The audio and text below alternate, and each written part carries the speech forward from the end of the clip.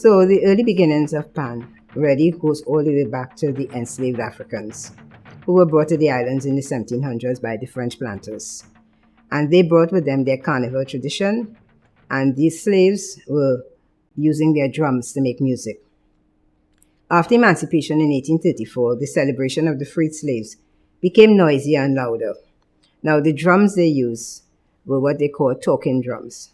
And the British government at the time was afraid that they would use the talking drums to communicate to each other over distances.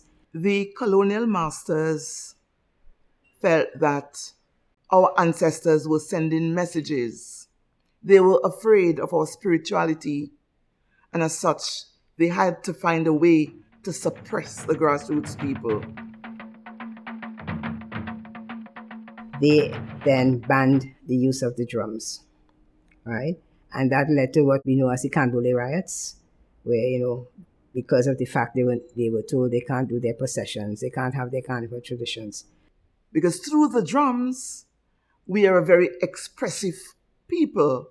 And so even from those days, what did they do? They found the bamboos. Banning the drums really fueled the freed slaves to continue with their cultural tradition, that is music. They found the bamboos, and there is where the rhythm of a people, the soul of a people, came forward. And created what we call the tambu bamboo bands. Bamboo tubes, different sizes, different lengths, varying pitch. When they hit it on the ground, it made a thumping sound, similar to the sounds that were made when they used the hand drums and communicated to each other through the drum language. So the tambu bamboo bands came on, became important, they became part of the history. But then, again, the colonial masters, they were still afraid, and they banned the bamboo. But we had to find a way. Our people had to find a way. The ancestors found a way. Because they couldn't use the bamboo tubes, we have the rise of what is called the metal pan bands. Now, metal pan bands would be anything that they found, the greater the dustbin covers and whatever, and they use that to continue making their music. And the metal pan bands really is what led to the precursor to the steel pan today. And so the story is told of those resilient people who started to beat on old bins, old pans. By beating and hitting the metal, the raised parts of the metal had a different pitch to the flat parts of the metal. Right, so we have the metal pan bands, which we will find all the metallic containers they could find, plus your kitchen utensils, your bottle and spoon, and they would hit these with either their hands, their fists, or with pieces of stick. So they continue to create music because the culture, the tradition of being able to talk to each other through music. And then one day, on an old drum, where the sound changed after the surface was sunken in. And then it was another rhythm. And accidentally, the steel pan was bounced upon. Spree Simon played what is called the first melody pan, which consisted of 14 notes. It was called a 14-note tenor pan, and it carried about 8 pitches. And it was the first pan that we were able to play an entire melody on one pan. And this occurred on March 5th in 1946. Right, and this is why Spree Simon is given that honor today of having created the first steel pan where a melody was played. The innovations now continued, and more with the establishment of the United States base in Trinidad really gave rise to allowing the experimentation and innovation to continue, because they had a lot of used drums of all different sizes, all different shapes. So our pioneers would now be able to take those drums from the dump, which was located on the foreshore, and use them now to do their experiments with creating a bigger pan, the different types of pan, like the dudup and the grandig and these things. So we had the American Army base being a way that really fueled now the continued innovation to the steel band movement. The first steel bands really appeared on the road in 1945. Carnival did not occur during the years of the war, but in celebration of VE Day, which is Victory in Europe, 1945, and then VJ Day, which is Victory in Japan, August 14, 1945, steel bands came out on the road to celebrate the end of the World Wars. And that showcased the advances that occurred in the instrument during the time when there was no activity, no carnival because of the war. And then the 1950s, 1951, TASPO, Trinidad All Percussion Steel Orchestra, went to the Festival of Britain and performed. Now, when they got there, remember they traveled by sea. These are steel pans. They weren't really, like today, chromed. So they got there and the pans were kind of rusty looking. So when they came out to perform, everybody wondered, what's going on here? Some old drum they come with and whatever. But imagine when they started to perform and hearing the kind of music coming out of these old, dirty-looking rubbish bins, rubbish pans, as some people would say. Really, that was the first introduction of the steel pan to the world.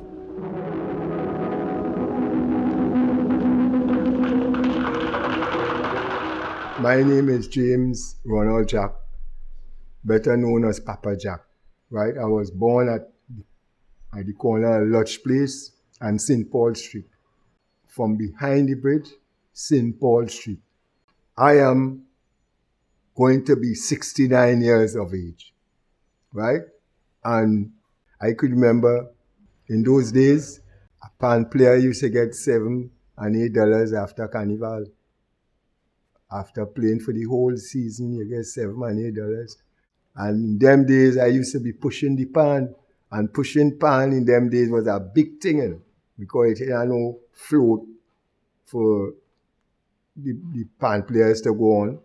On foot, the pan men had to walk to play the steel pan. You had the pan round your neck, the dodo round your neck, everything round your neck. Right? Because in them days was pan round neck. I could remember seeing no woman playing pan in the early days. It's only men. The steel band movements, right, was managed to achieve sponsorship. And the sponsorship came from, in the early days, in the Raya days, as a youth man, I could remember Dr. Eric William went to the companies and them so that they can eliminate the violence among the steel bands. The government demand that some of the companies sponsor the bands, because he's a man that loves culture too. He loves culture. He was a spiritual man. Steel band used to play a very important role Christmas Eve night, Christmas Day. You see, you come out in your best. You call it your Sunday best then. And sometimes when the steel band passing, you had to look after your arm, because when the band passed, the arm gone in. In the 1960s, further innovations and experiments continued. The double tenor was introduced. The panorama competition, which is now showcased every year, in 1963. Local orchestras started doing overseas performances. We had the creation of what is called the National Steel Orchestra, and they visited the United States in 1964 and the Commonwealth Arts Festival in 1965, and then Expo 67 in Canada, in Montreal. And then in that 60s, we also saw the debut of steel bands in Japan. Right? So you see now the innovations, the development, but now we are giving our gift to the world. In the 1970s, we could say that pan reached the global stage. The expansion of the movement, now we had bands in Europe, in Africa, in Asia, in North America. So we saw this huge increase in participation outside. And our bands performing at the major music concert halls, Royal Albert Hall in London, Carnegie Hall, Apollo and Lincoln Theatres, Madison Square Garden, United Nations Building in New York, the Kennedy Center in Washington, D.C. And we saw our bands traveling all over the world. it has now reached the global stage where even the United Nations has accepted a resolution where now we have global recognition. I now give the floor to His Excellency Randall Mitchell, Minister of Tourism, Culture and the Arts of Trinidad and Tobago, to introduce Draft Resolution A/77/L.84. I have the distinct honor to introduce to this august assembly Draft Resolution A/77/L80 entitled World Steelpan Day. I should like to announce that since the submission of the draft resolution, and in addition to the delegations listed on the L document, the following countries have also become co-sponsors of A/77/L80: Argentina, Armenia, Austria, Bangladesh, Bolivia, Bulgaria, Cabo Verde, China, Cuba, Cyprus, Czechia, Estonia, Georgia, Germany, Grenada, Guatemala, Haiti, Iceland, India, Ireland, Jamaica, Japan, Kuwait, Kyrgyzstan, Latvia, Lebanon, Lithuania, Luxembourg, Malaysia, Montenegro, Morocco, Myanmar, Namibia, Kingdom of the Netherlands, Nicaragua, Oman, Pakistan, Paraguay, Peru, Poland, Portugal, Republic of Moldova, Romania, Serbia, Sierra Leone, Slovenia, Thailand, Turkey, Tuvalu, United Arab Emirates, Zambia, Indonesia, Maldives, Algeria, Djibouti, Mexico, Mali, and Cameroon. Thank you, Mr. President.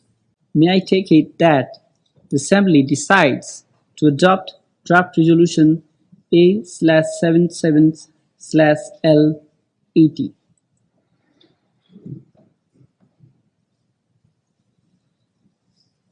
It is so decided.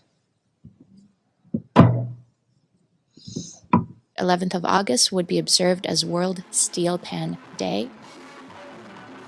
Today it was officially proclaimed and declared that on August the 11th, not just 2023, but August the 11th, every single year, is going to be officially known as World Steelpan Day.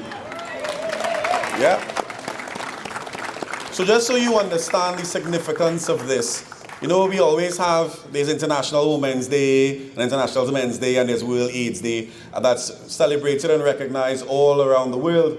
Well, similarly, every country in the world, as declared by the United Nations General Assembly today, will on August 11th, and it will permanently be on their calendar of significant international days and weeks moving forward, will be August the 11th, World Steelpan Day. Pan Trinbago expresses its heartfelt thanks and gratitude to all 84, hear the number, 84 member states who co-sponsored the resolution, thereby ensuring its successful vote and declaration today.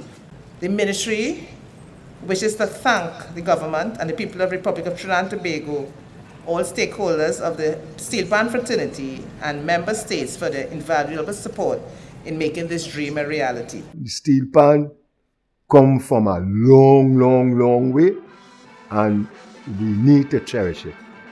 In respect to Pan Trinbago, I will say Dr. Rowley and the Minister of Culture and Tourism, Randall Mitchell, they are doing a fantastic job. The president that we have here presently right now, that woman, she is fantastic. That woman is a warrior. The old people say, behind every great success, there's a great woman. May God continue to give you long life. I want to say thanks to those who went before us. Those great men and great women who would have worked extremely hard to produce what we now have as our national musical instrument. It's World Steelpan Day on the 11th of August. Those two sticks represents peace and prosperity. That 8 represents the circle of love, two pans coming together. So world, it's happy Steelpan Day to you. On this integral day, let us celebrate not just an instrument, but a cultural phenomenon that embodies the resilience, the diversity, and the spirit of our nation. May the Steelpan continue to uplift and unite us for generations to come. Prime Minister, we thank you for this minister. Trinidad and Tobago, I want you to give a resounding round of applause to none other than our line minister, Honorable Randall Mitchell. Thank you very much.